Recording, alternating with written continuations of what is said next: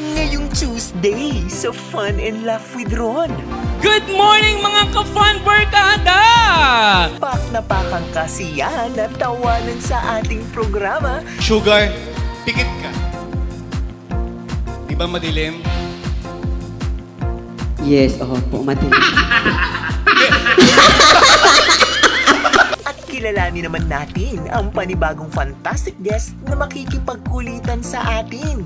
And ano yung pinakamahalagang lesson na natutunan mo habang nandoon ka?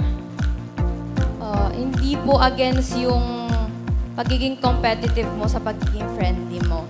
You can be friendly with anyone, pero andun pa rin yung spirit ng pagiging competitive.